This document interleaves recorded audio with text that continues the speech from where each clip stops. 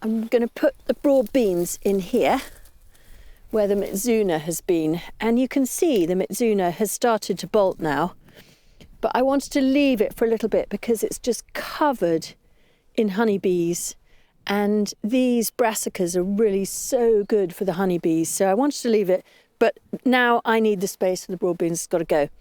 And the other thing is, as you get into April, you'll see lots of little shiny beetles on your Mizuna, which are beetles, but they hop like a flea, and they're called flea beetle.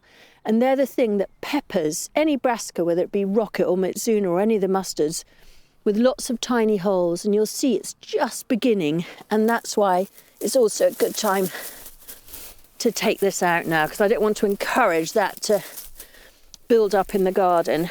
And as I remove a plant, you want to really make sure you don't take any of the soil with you when you go to the compost heap, and any of the worms, like there's a worm there that I've just got out, because you want to leave all that organic matter and the life that improves it in the soil. So I'm just going to briefly fork this over, because we've got very heavy clay soil here, and just break that up a bit. It just gets very compacted. Now, with no dig, you wouldn't do this at all. You would just put compost over the top. But I do find here, if I just do the surface, break it up a bit, and try not to destroy the worms, it just stops the compaction. There's a lovely big worm there, which I'm concentrating on not stabbing. And there's a lovely big self-sown poppy there, so I'll definitely leave that to edge the path. Great.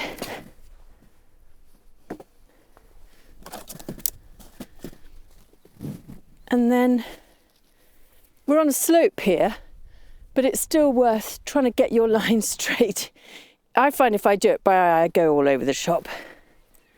And there's quite a nifty knot, which I use a lot, which is a clove hitch. Then you do forward loop, and tuck two behind one. And that then goes over the cane. And it's a brilliant knot for staking. I use it every day in the garden. And I use it on the vegetable garden as well.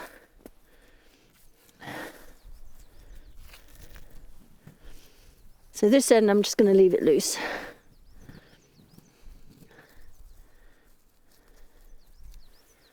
Because I might well untie that and use the string again. This lovely old hop vine. So there I've got my line.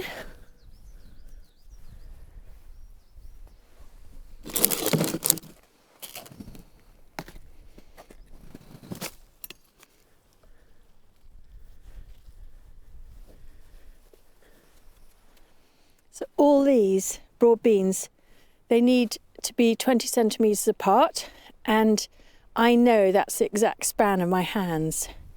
So I'm alternating them either side of the string, 20 centimetres apart all the way up the row.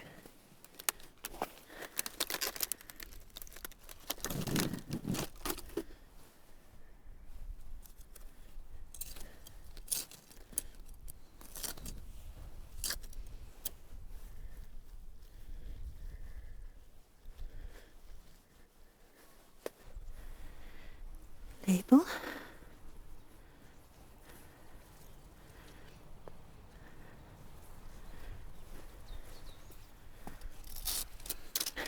So that's one row done.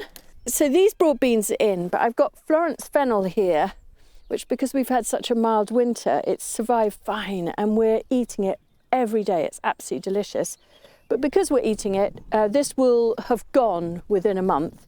So what I'm going to do is sow another successional row of broad beans just direct into the soil today to try and elongate the time between this lot, which will be cropping in hopefully about 8 weeks' time, that lot less 6 weeks' time, and then this lot hopefully 12 or 14 weeks' time. So I've got this really good succession between those lot that I put out 3 weeks ago, these lot going out today, these lot sowing today. This broad bean is called Stereo, and it's the most delicious broad bean ever because it's got, I think, a little bit of pea genetics bred into it so that it doesn't form that leathery skin in the bean inside the pod. So you never have to do that double shelling thing, which chefs love to do, but it's quite time consuming.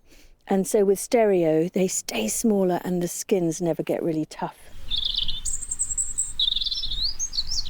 So what I'm doing is I'm just digging them a shallow hole, about 5 centimetres deep, I guess, 20 centimetres apart, the span of your hand apart.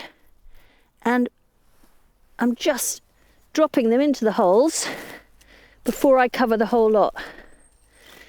I always sow like that so I remember where I've been. When I get to the end of a row, either end, I'll always do a clutch of 6 or 7 seeds spaced about a few centimetres apart, and that's just in case any of mine fail. I've then got transplants to take from there. 1, 2, I'll do 6, I think. 3, 4, 5, 6. And these go back in the pack to be sown either in 2 to 3 weeks' time or next year. And I'll store them cool and dry and they'll be fine for 2 or 3 years and will still germinate.